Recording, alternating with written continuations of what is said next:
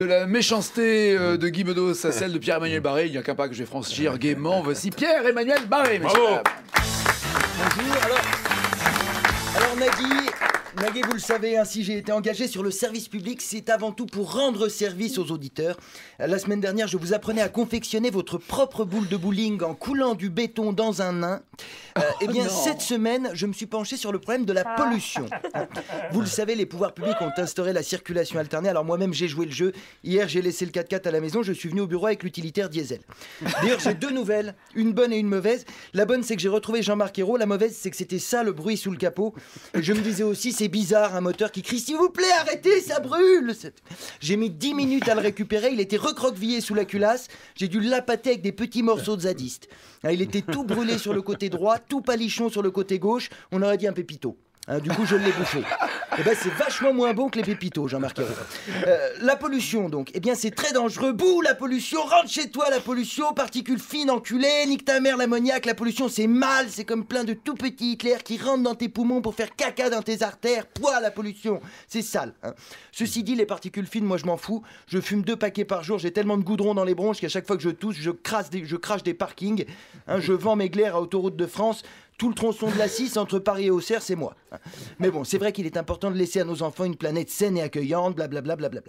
Donc la circulation alternée, c'est bien, mais ce n'est évidemment pas suffisant. L'idéal serait de parvenir à se débarrasser de tous nos véhicules.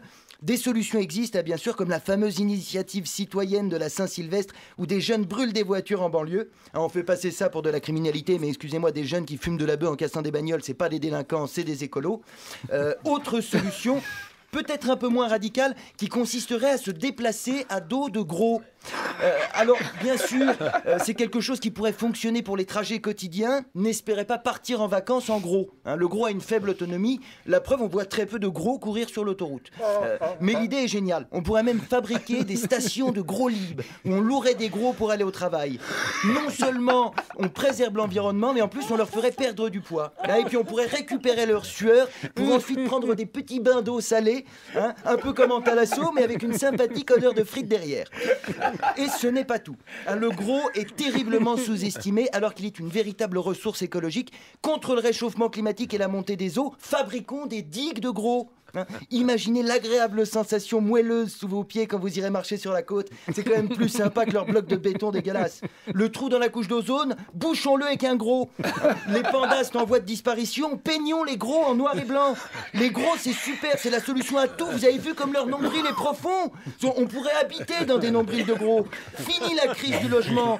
On fait des foyers de SDF dans les nombrils de gros. Ça ferait des logements éco-responsables. C'est super bien isolé un nombril de gros. Il y a un gros tout autour.